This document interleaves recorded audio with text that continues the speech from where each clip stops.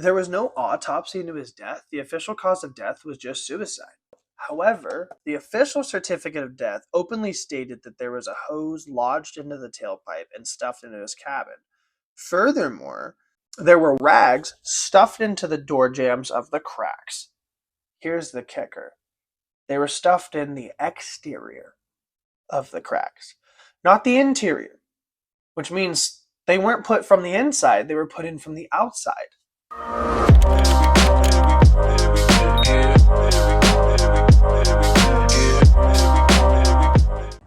Hello, I am back. We're going to do another conspiracy today. This one, I'll just be so fucking honest. This one's good. This conspiracy, you know what's a good conspiracy? When the U.S. government has to make a Hollywood movie disproving the conspiracy and making it just so romanticized, right? So we're going to dive deep today. We're going to talk about a good one. It's called the Philadelphia Experiment. I like this one. It's kind of light. It's not like a, oh my god, the world's ending. I don't like those conspiracies. I really don't.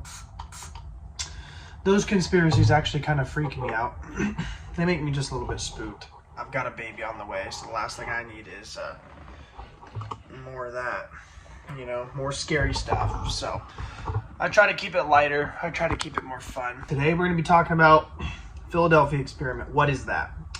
If you guys are movie nerds, cinephiles, if you will, the Philadelphia Experiment for you is really just a movie, which that's kind of what I was making a joke about. You know your movie's good when you have to have Hollywood come out and say, whoa, whoa, whoa, it's so fake, let me show you how. I'm going to be talking, so I'm going to be... Yeah, keep this bad boy on you, okay? I could fucking take over the world with just this right here. So, watch out. Watch the fuck out, dude. Big deal. Big deal. Okay, let's stop bullshitting. I took notes on this one. I'm very excited. I took some notes. I also pulled it up online because the notes I took were honestly kind of confusing. But I'm just going to preface it. The Philadelphia Experiment, it's about World War II. Specifically Allied ships in our Navy, I think is what it was. Yeah, so let's just dive into it. It took place supposedly on October 28th, 1943. So let's fly back in time a little bit, right? We're thinking smack dab in the middle of World War II. Probably, I mean, you're about 2 years into the United States being in the war. By this point in the war, we're trying to, how do we get rid of Hitler? How do we take this guy out? What do we got to do, right? That's kind of what's going through our head. When we're going through the early 40s, everybody is only thinking about one thing. How do we get our boys home, and how do we save the Jews? That's essentially what they're thinking about, right? And I don't necessarily think that that's all that they're thinking about, but the majority of the people at the time were focused on the war effort. If you weren't shipped out overseas, you were at home. You were likely making textiles or filling out rations or building machinery, Nobody just went to their day job. We were trying to get ourselves ahead of the game. What can we do to give ourselves the leg up?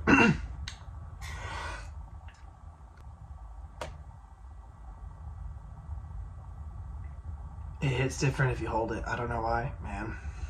All my Sean Astons out there, all my Goonies of the world that have asthma, you guys know if you hold it, it hits different. If you hold it, it hits different. This one goes out to you. This podcast is sponsored by Mouth Breathers Everywhere. People with asthma that cannot fucking breathe. Let's go.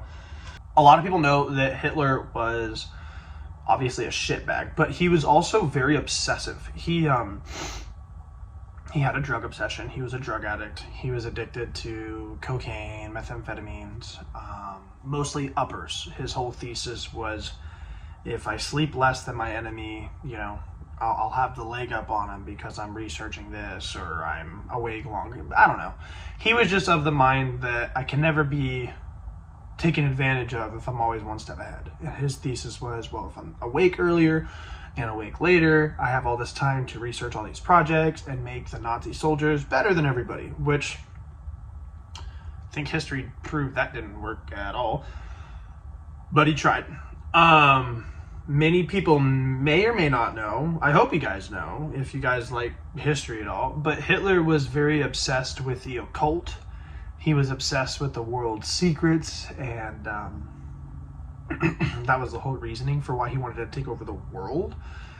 He personally just wanted to, destroy the Jews, destroy communism, destroy gay and disabled people. He wanted to re-envision, the human race, which good fucking luck, right?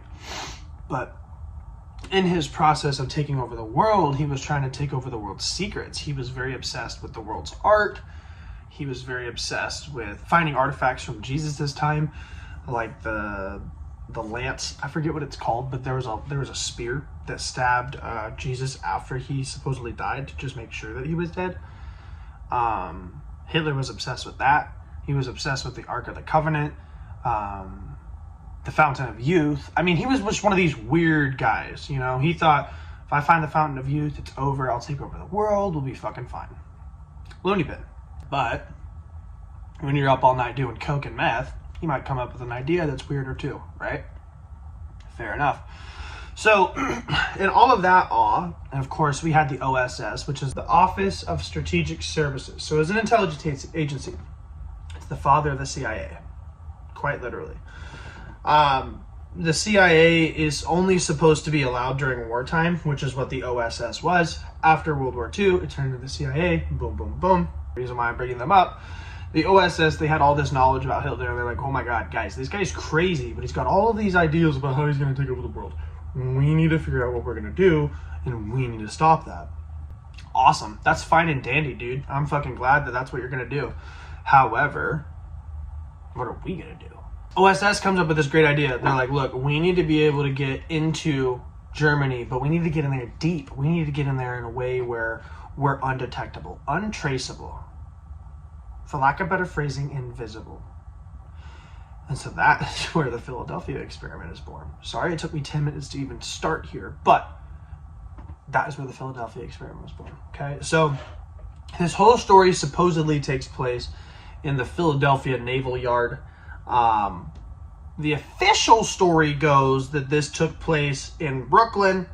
However, I looked for a lot of documents. I could not find documents that definitively proves, without a shadow of a doubt, that this ship was in Brooklyn when it took place. Okay, so we're just going to rifle this off the top. On October 28th, 1943, supposedly there was a 40-man crew on the USS Eldridge. Okay, cool. That's an easy story. I can believe that. The crew was in Philadelphia, in the Philadelphia Naval Yard, and they were testing out some new electromagnetic generators that were on the ship.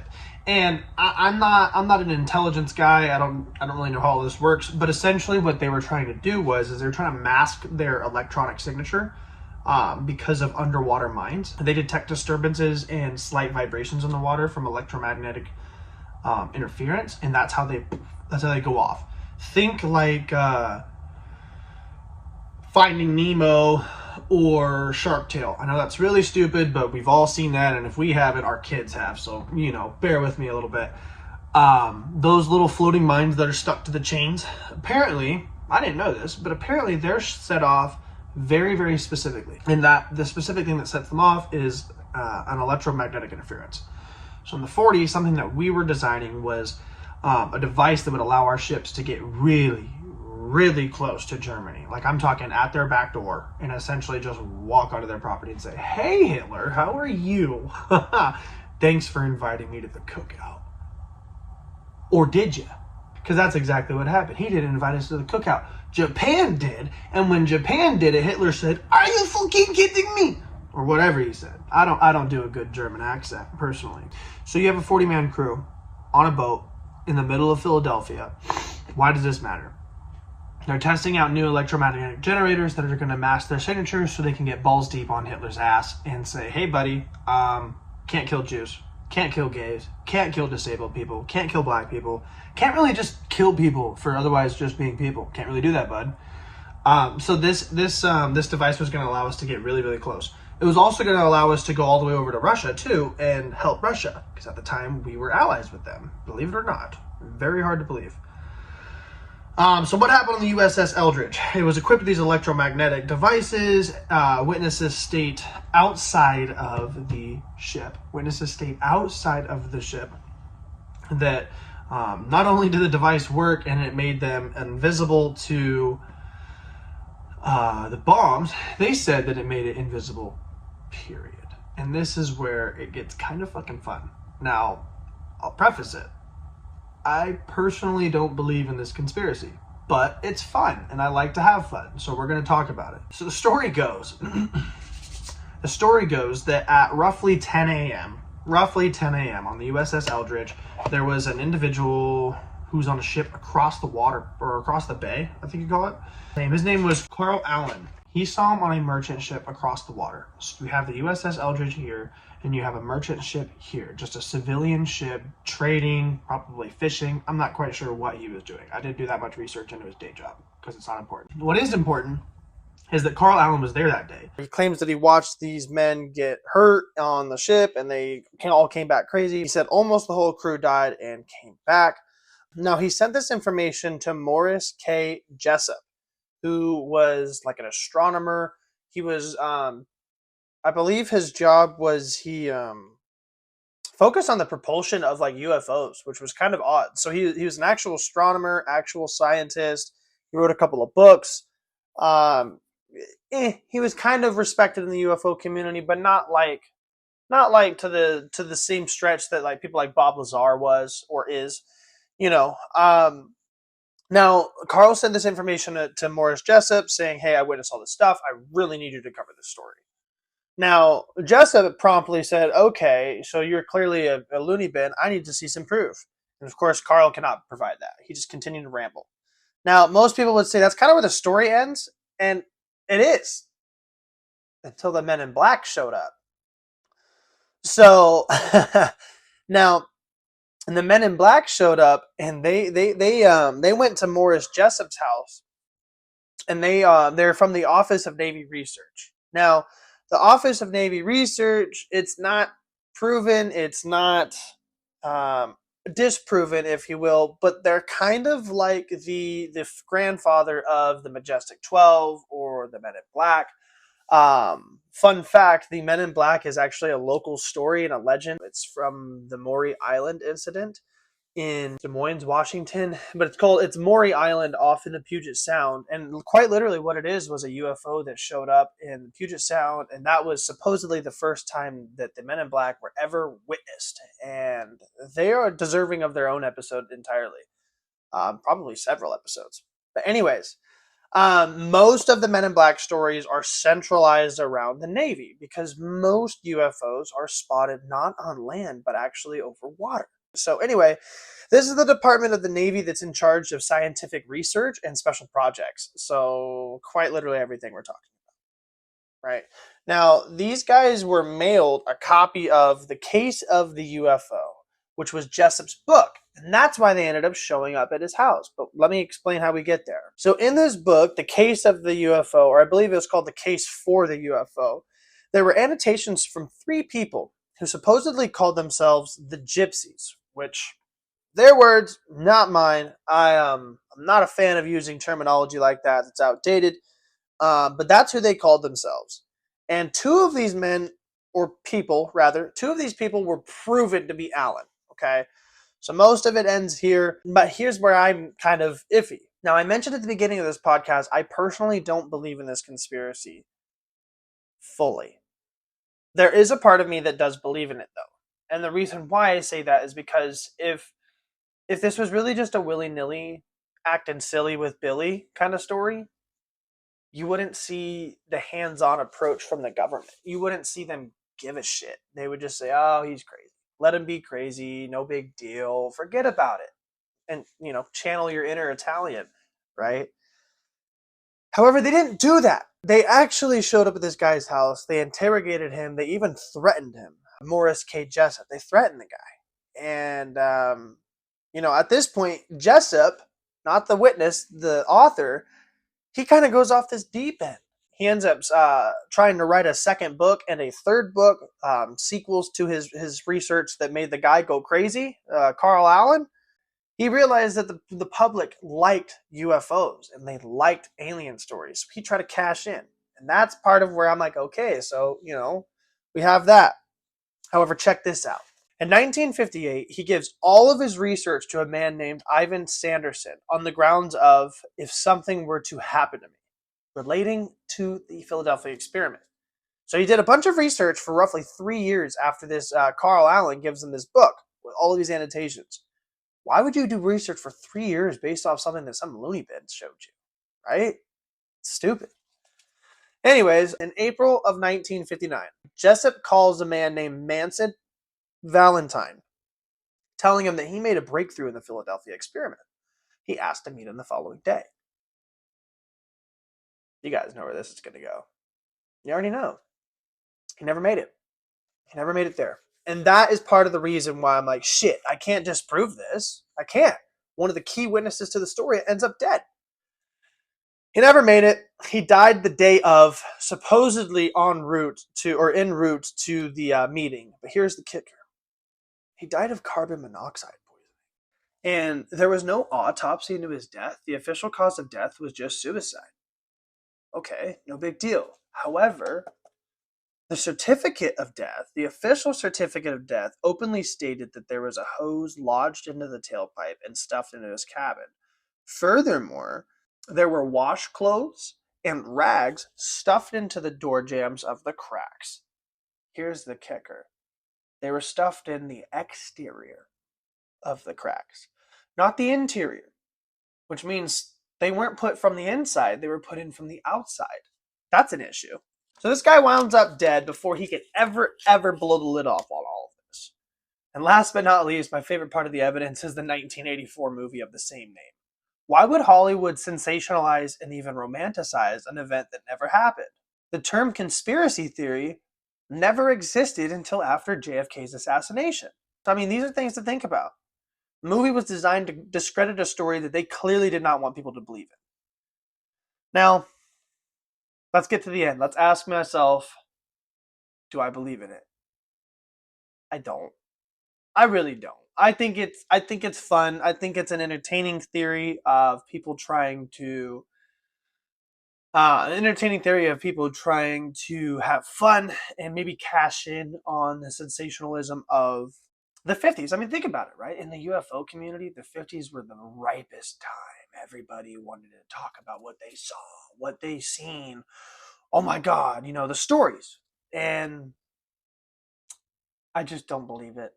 I really don't. It's a fun story. I enjoyed finding out about this. And supposedly the ship still exists. It's been decommissioned and I think it's at a museum now. So you can go there. You can go do tests on it if you want. The tests are not going to give you the results that you're looking for. I'm just going to be blunt. The tests are likely going to say that you and I are a bunch of fucking goofballs. But let's still ask the important questions. Why are they trying to discredit something that's clearly just a dude trying to cash in? You want to know what I think? I think we are trying to do teleportation. I think we are trying to do time travel. And honestly, you want the real honest hours? I think we've already figured out time travel.